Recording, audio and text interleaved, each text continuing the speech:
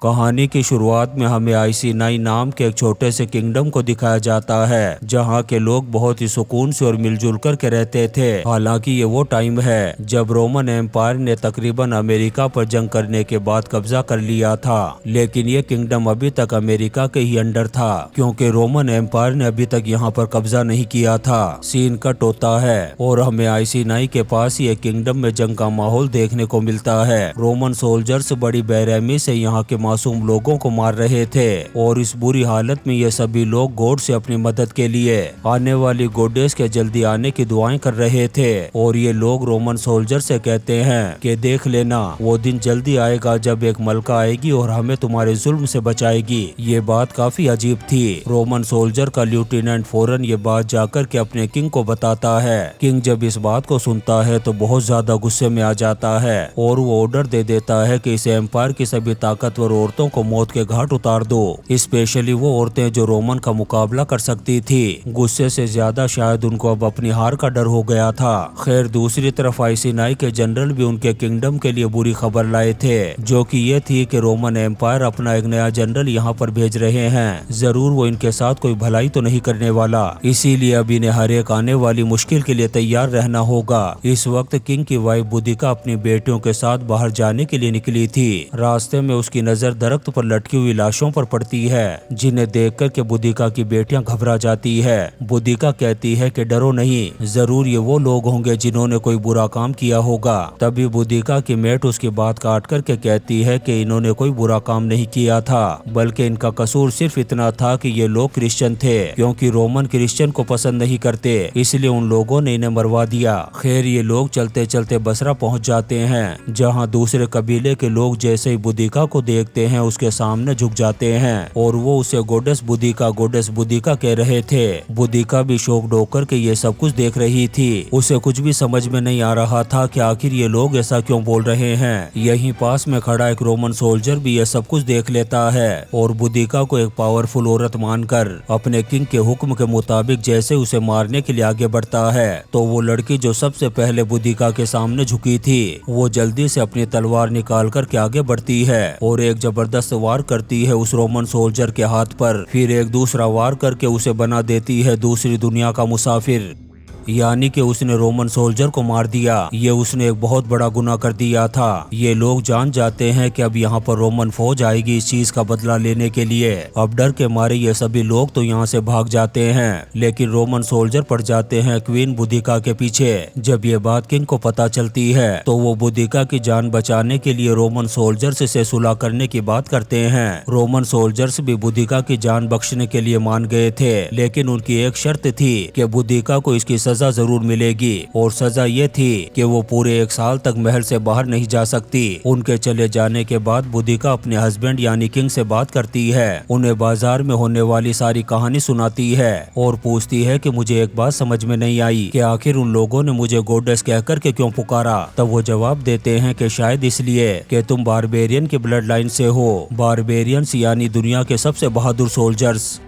अगले दिन बुदिका रोजाना की तरह अपनी बेटियों के साथ खेल रही थी, वो भी नकली तलवार से। इस चीज को देखकर के किंग बहुत ज्यादा खुश हो रहे थे। किंग को लगने लगता है कि शायद बुदिका को तलवार चलाना नहीं आता। उनकी बेटियों के जाने के बाद किंग जब बुदिका को तलवार चलाने का तरीका सिखा रहे थे, तभी बुदिका बड़ी ही होशियारी दिखाते हुए अपनी नकली तलवार से किंग पर हमला कर देती है। किंग को भी समझ में नहीं आया था कि वो एकदम से कैसे बुदिका की पकड़ में आ गए, और उसकी ये चाल देखकर वो समझ गए कि बुदिका बहुत ज्यादा ताकतवर है। और जैसा वो सोच रहा था कि बुदिका को तलवारबाजी नहीं आती, वो बिल्कुल गलत था। इसके बाद किंग बुदिका को लेकर के आता है अपने रूम में और उसके सामने एक तलवार निकालता है। दरअसल ये तलवार उसे बुदिका के पिता ने दी थी। ये कोई आम तलवार नहीं थी, बल्कि बारबेरियंस की तलवार थी। इस तलवार की सबसे खास बात यह थी कि ये गॉडेस बुदिका की तलवार थी, जिसे बहुत से जादूगरों की मदद से बनाया गया था।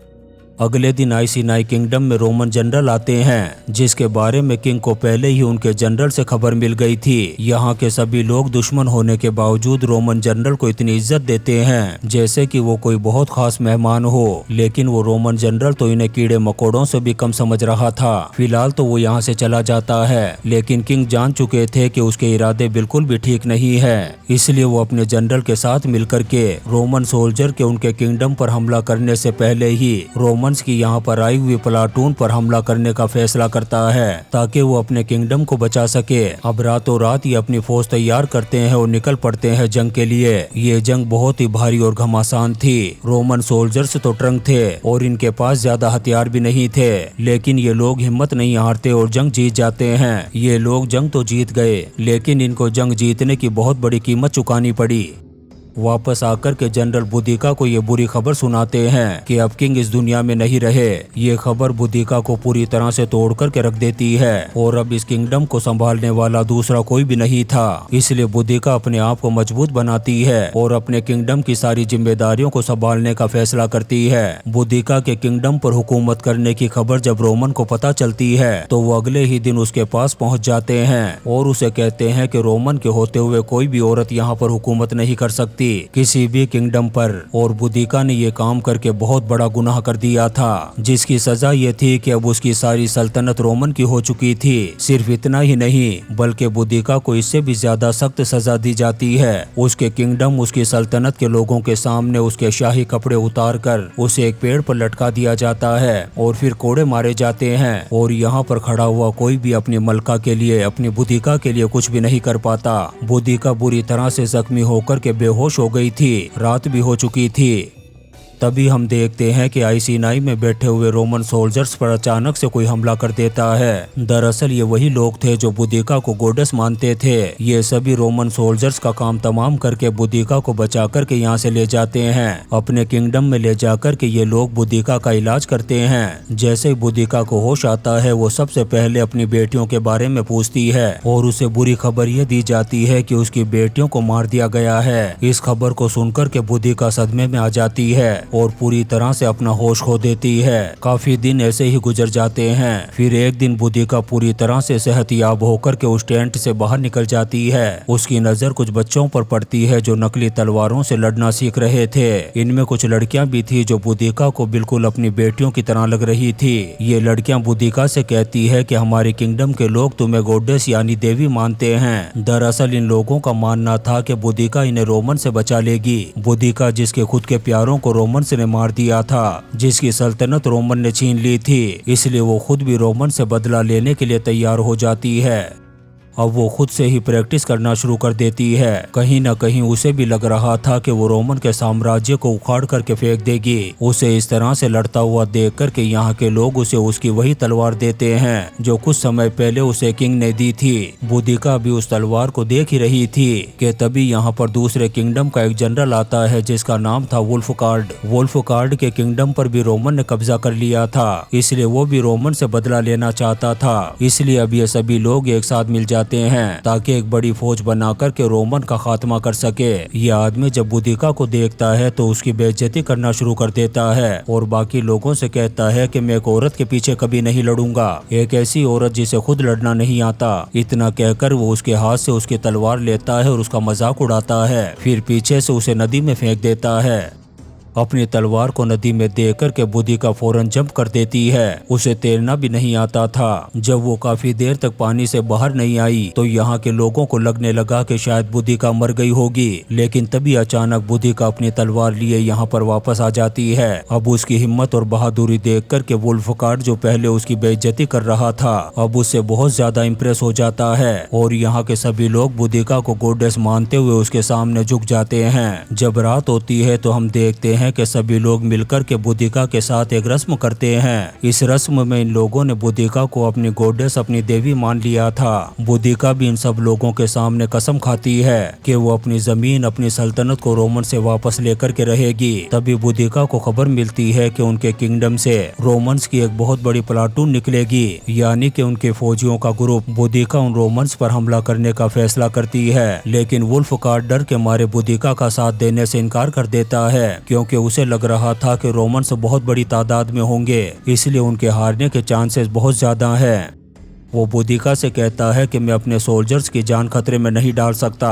उसकी ये बात सुनकर के बुदिका अकेले ही उन रोमन्स पर हमला करने का फैसला करती है। इसके बाद वो अपने कुछ वफादार सोल्जर्स को लेकर के निकल पड़ती है रोमन्स से बदला लेने के लिए। लेकिन तभी वो वुल्फगार्ड को देखती है जो अपने सारे सोल्जर्स लेकर के उसकी मदद करने के लिए आ गया था। अब फाइनली रोमन्स की फौज उनके सामने ही थी और ये लोग उन पर हमला कर देते हैं। हम देखते हैं कि उस फौज के अंदर बुदिका का पुराना जनरल भी था। वो बुदिका से बात करने के लिए आगे बढ़ता है, लेकिन बुदिका उसे पहचान नहीं पाती और एक रोमन सोल्जर समझते हुए उसका काम तमाम कर देती है। बुदिका इतना ज्यादा गुस्से में होती है कि वो अपना आपा खो बैठती है और बार बार उस जनरल पर तलवार से वार करके अपना गुस्सा निकाल रही थी। जबकि दूसरी तरफ वुल्फगार्ड के सोल्जर्स रोमन सोल्जर्स से लड़ रहे थे जो रोमन्स को हराने में बहुत हद तक कामयाब भी हो चुके थे। ये लोग रोमन सोल्जर्स की खोपड़ियों को अपने नेजों पर लटका करके अपनी जीत का हथियार बना लेते हैं और साथ ही उनका सारा सामान भी लूट लेते हैं। जंग के बाद उनके किंगडम में काफी अरसे तक सुकून और अमन रहा। इसके बाद बुदिका से मिलने के लिए कुछ बोने आते हैं और उसे बताते हैं कि तुम्हें पूरी तरह से देवी बनने के लिए कुछ रस्में करनी होगी। इसमें वो बुदिका को इंसानों का रक्त पिलाने के साथ साथ और भी अजीबोगरीब चीजें बताते हैं। इन्हीं बोनों का सरदार बुदिका को बताता है कि तुम्हारा अंत यानी तुम्हारी मौत करीब है, इसलिए तुम्हें मरने से पहले बहुत कुछ करना होगा। हमें पता चलता है कि बुदिका को अभी तक अपनी बेटियों के विजन्स आते थे और इस औरत की बातें बुदिका को विजन्स से बाहर ले आती है और उसे यकीन दिलाती है कि उसकी फैमिली मारी जा चुकी है। इस सच्चाई को जानने के बाद बुदिका बहुत ही ज्यादा बीमार पड़ चुकी थी, लेकिन बुदिका ऐसे हिम्मत नहीं हार सकती थी। वो इस तरह से बीमार पड़ी नहीं रह सकती थी। उसकी जिंदगी का एक मकसद था, उसे रोमन से लड़ना था। इसलिए वो अपनी एक बहुत बड़ी फौज तैयार करती है और कमीलियो नाम के एक शहर पर हमला कर देती है जहाँ के आम मासूम शहरियों को रोमन्स ने मार डाला था और अब उस शहर में सिर्फ रोमन सोल्जर्स रहा करते थे।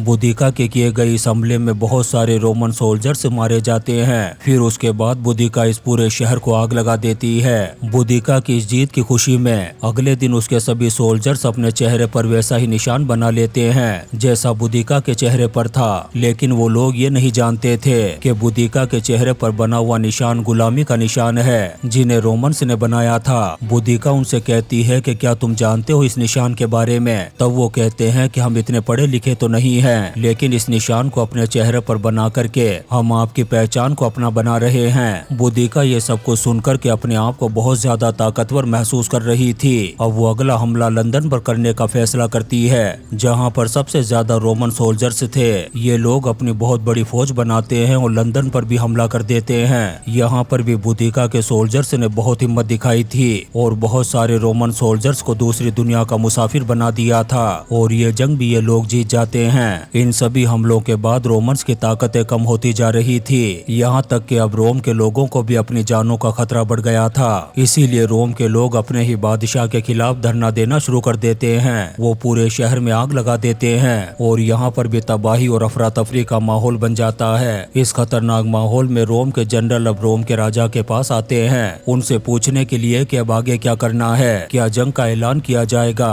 और हम जंग कैसे करेंगे। इन बातों के जवाब में बादशाह कहता है कि मुझे क्या पता, मैं कोई वर्किंग थोड़ी हूँ जो मुझे पता होगा कि जंग कैसे होगी। ये सारी चीजें मैं हैंडल नहीं कर सकता। इतना कहने के बाद वो अपने आप को खत्म कर लेता है। बादशाह के मरने की खबर बर्तानिया तक पहुँच चुकी थी। वुल्फगार्ड यानी बुदिका का जनरल इस बात को जानता था कि अथॉरिटी अब चुप तो नहीं बैठेगी, वो जरूर बदला लेने के लिए आएंगी। इसलिए वो बुदिका से कहता है कि कुछ अरसे के लिए हमें गायब हो जाना चाहिए, फिर कुछ अरसे बाद हम एक बहुत बड़ी फौज बना करके दोबारा से उन लोगों पर हमला कर देंगे। लेकिन बुदिका अब अपने कदम को रोकना नहीं चाहती थी। वो तो बस अब रोमन्स का खात्मा करने का फैसला कर चुकी थी, चाहे उसे इसकी कोई भी कीमत क्यों ना चुकानी पड़े। जवाब में वुल्फगार्ड कहता है कि मैं बार बार अपने सोल्जर्स की जान खतरे में नहीं डाल सकता। अगर आपको जंग करनी है तो अकेले जाना होगा। लेकिन बुदिका डरने वाली नहीं थी। वो सिर्फ एक ही कबीले के लोगों को लेकर के निकल पड़ती है जंग के लिए। लेकिन इस मर्तबा रोमन्स भी जंग के लिए अपनी पूरी तैयारी के साथ आए रहे थे, इसलिए इस बार उनसे लड़ना आसान नहीं हो रहा था। बुदिका की फौज मारी जा रही थी। रोमन्स अपने बिछाए हुए जाल के जरिए बुदिका के बहुत सारे सोल्जर्स को मार देते हैं। बुदिका की फौज और ताकत कम हो जाती है, जिसके बाद ये रोमन्स उस पर हावी होने लगे थे। तभी अचानक एक रोमन सोल्जर उस पर हमला कर देता है और वो नीचे गिर जाती है। वो बहुत ज्यादा जख्मी हो चुकी थी, लेकिन लाचार होकर के वो मरना नहीं चाहती थी। वो हिम्मत करके दोबारा उठती है। उसे कैसे भी करके लड़ना था, जब तक कि उसके जिस्म में आखिरी सांस थी। बुदिका की फौज हार के बिल्कुल करीब ही थी, लेकिन तभी पीछे से वुल्फगार्ड की आवाज सुनाई देती है। वो अपने साथियों को लेकर के बुदिका की मदद करने के लिए आ चुका था। यहाँ पर जंग दोबारा से शुरू हो जाती है, जिसमें अब बुदिका के लोग जंग जीतने की तरफ जा रहे थे। जंग के दौरान बुदिका को अपनी बेटियों के विजन्स आ रहे थे, जो उसे कह रही थी कि आप जो चाहे वो कर ले, लेकिन आखिर में आपको मरना है। उसकी बेटियों के विजन उसका ध्यान लड़ाई से भटका देते हैं और इसी दौरान एक तीर आकर के लग जाता है बुदिका को। बुदिका को गिरता देख कर के रोमन सोल्जर्स के लिए तो जैसे ये एक गोल्डन मौका था, और वो सारे के सारे एक साथ मिल करके अपनी तलवारों को जोर जोर से बुदिका की बॉडी में स्टेप करके उसे जान से मार देते हैं। बुदिका मर चुकी थी, लेकिन उसे मरने से पहले अपनी फैमिली के साथ बिताए गए विजन से दिखाई दिए थे। बुदिका इस जंग को जीती या नहीं ये हमें नहीं बताया गया, लेकिन उसकी ये कहानी रियल थी। आज भी लंदन में उसके और उसकी बेटियों के स्टैचू लगे हुए हैं, जिसको दिखाते हुए ये शानदार मूवी बुदिका क्वीन ऑफ वार खत्म हो जाती है। दोस्तों, हम आपके लिए ऐसी ही इंटरेस्टिंग मूवीज एक्सप्लेन करते रहेंगे, तो आप चैनल को सब्सक्राइब जरूर करें और लाइक और कमेंट्स भी करें। Thank you.